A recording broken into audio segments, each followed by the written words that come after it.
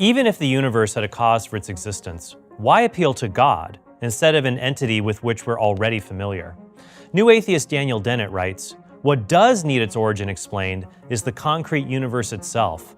And as Hume's Philo long ago asked, why not stop at the material world? It, we have seen, does perform a version of the ultimate bootstrapping trick. It creates itself ex nihilo."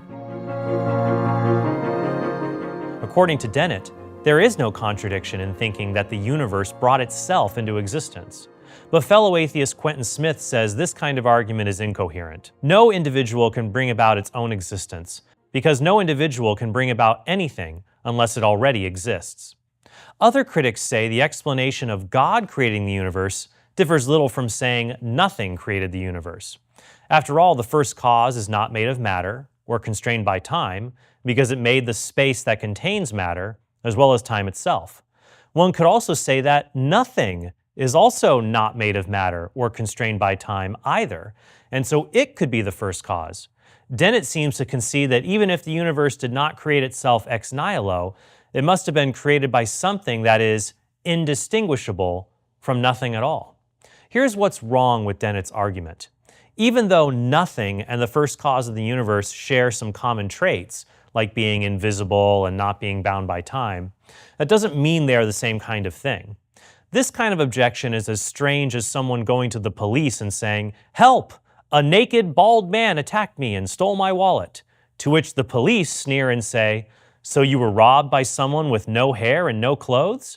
You know, nothing also has no hair and no clothes. Are you sure that it wasn't just nothing that robbed you?"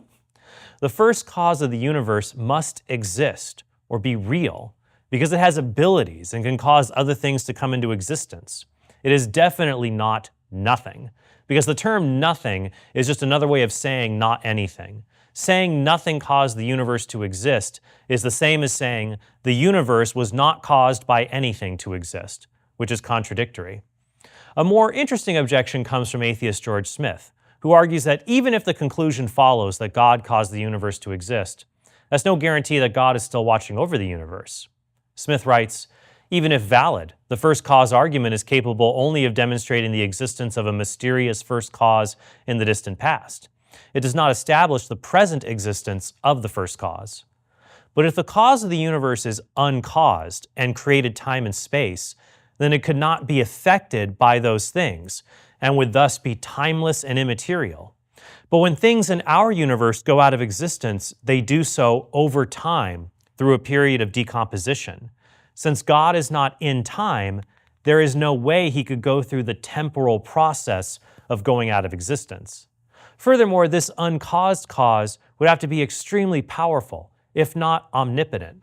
Philosopher Douglas Gruthis uses the example of a weightlifter who, since he can lift 300 pounds, can also lift 100 pounds. Likewise, if the first cause has the power to create something from nothing, then every other task would be child's play in comparison. Since this first cause would have total control over all reality, then nothing could ever cause it to go out of existence. Finally, we can infer the cause is personal, because there are two different kinds of explanations in the world: scientific and personal. A scientific explanation relies on theories that explain interactions between matter and energy. A personal explanation relies on the actions of an agent that cannot be reduced to materialistic explanations. Some effects only have a scientific explanation, such as the effect of a tree branch falling to earth during a windstorm. Other effects have both a scientific and a personal explanation. For example, consider the question, why is the water in that tea kettle boiling? We might offer a scientific explanation involving the laws of physics that explains how heat affects water molecules.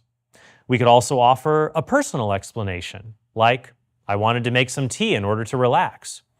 Other effects only have a personal explanation, such as a human being's sinning against God. Our sins are not the result of blind material forces, but the result of our personal decision to disobey God.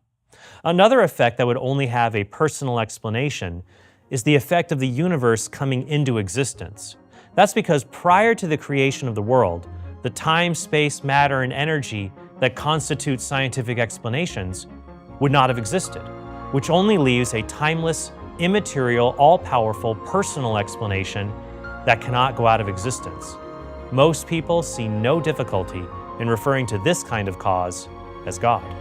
If you enjoyed learning how to explain and defend our Catholic faith, make sure you check out the School of Apologetics. In our self-paced courses, Jimmy Akin teaches the fundamentals of apologetic dialogue. Trent Horn shows how to defend life beginning at conception. On top of that, other trusted experts give courses on church history, creation, purgatory, the saints, and more. Sign up today because a faith you can defend is a faith you can own and embrace. schoolofapologetics.com.